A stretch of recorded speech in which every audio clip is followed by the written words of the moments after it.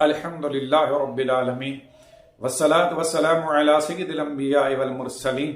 اما بعد فاعوذ باللہ من الشیطان الرجیم بسم اللہ الرحمن الرحیم۔ حضرات محترم، آج ہم آپ کے سامنے عصمت مصطفیٰ صلی اللہ علیہ وآلہ وسلم کے حوالے سے، یعنی حضور علیہ الصلوۃ والسلام گناہوں سے معصوم ہیں، ایک تعارض کی تطبیق قائم کریں گے۔ چنانچہ آیت کریمہ میں اللہ رب العزت نے ارشاد فرمایا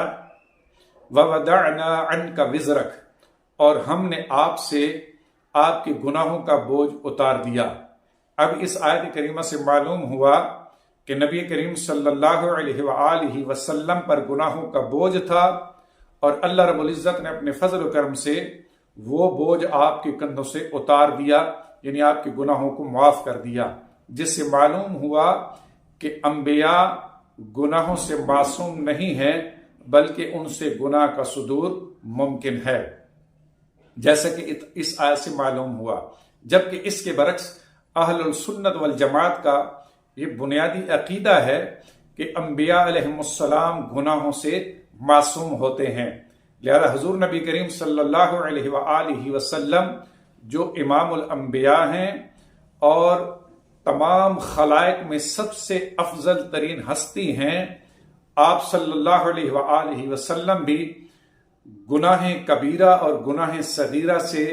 معصوم ہیں، یعنی کبیرہ اور صغیرہ کا صدور آپ سے ممکن نہیں ہے۔ جبکہ اس کے برعکس آیت کریمہ میں فرمایا کہ ہم نے آپ کے کاندھوں سے گناہوں کا بوجھ اتار دیا۔ آیت اور عقیدہ اہل سنت کے درمیان بظاہر تعارض معلوم ہوتا ہے۔ اب اس تعارض کے درمیان تطبیق اس طرح قائم ہوگی کہ یاد رکھیے حضور نبی کریم صلی اللہ علیہ وآلہ وسلم گناہوں سے معصوم ہیں، صغائر اور کبائر کا صدور آپ سے ممکن نہیں ہے۔ اب جس آیت کریمہ میں ارشاد ہوا کہ وَوَضَعْنَا عَنْكَ وِزْرَكَ، ہم نے آپ سے بوجھ اتار دیا، تو اس آیت میں بوجھ سے مراد گناہوں کا بوجھ نہیں ہے، بلکہ اس کے تین جواب ہیں۔ پہلا جواب یہ ہے کہ یہاں بوجھ سے مراد بار نبوت ہے، مطلب یہ کہ نبوت کی جو ذمہ داریاں آپ پر عائد ہوئیں، جس کی وجہ سے آپ مشقت میں مبتلا ہوئے، تو ہم نے ان ذمہ داریوں کو آپ کے لیے آسان کر دیا، اور آپ کی مشقت اور تکلیف کو ہم نے اپنے فضل و کرم سے کم کر دیا۔ تو لہذا آیت میں بوجھ سے مراد گناہوں کا بوجھ نہیں، بلکہ نبوت کا بوجھ اور بار مراد ہے۔ اور دوسرا جواب یہ ہے کہ اگر بوجھ سے مراد گناہ کا بوجھ بھی مراد لیا جائے، تو پھر اس گناہ کے بوجھ سے مراد آپ کی امت کے وہ گناہ ہیں کہ جن کو دیکھ کر نبی کریم صلی اللہ علیہ وسلم کا دل افسردہ اور آزردہ ہو جاتا تھا، اور امت کے گناہوں سے آپ کو اذیت اور تکلیف حاصل ہوتی تھی۔ تو اب نبی کریم صلی اللہ علیہ وآلہ وسلم کے لیے شفاعت کا دروازہ کھول دیا گیا کہ اے محبوب، آپ کی شفاعت کی بدولت ہم آپ کی امت کے گناہوں کو معاف کر دیں گے، اور آپ کی شفاعت کی بدولت اس کی بخشش کر دیں گے۔ تو اس طرح اللہ رب العزت نے حضور کے لیے شفاعت کا اذن عطا کر کے آپ کے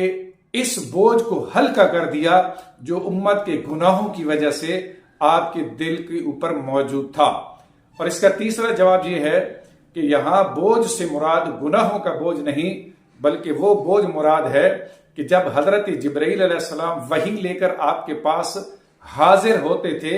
تو آپ انتہائی مشقت اور تکلیف میں مبتلا ہو جاتے تھے، تو اللہ رب العزت نے اس مشقت اور تکلیف کے بوجھ کو اپنے فضل و کرم سے آسان کر دیا، جس سے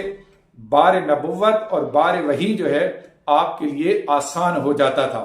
تو لہذا اب آیت کریمہ میں بوجھ سے مراد یہی تین صورتیں ہو سکتی ہیں، بوجھ سے مراد گناہ نہیں ہے۔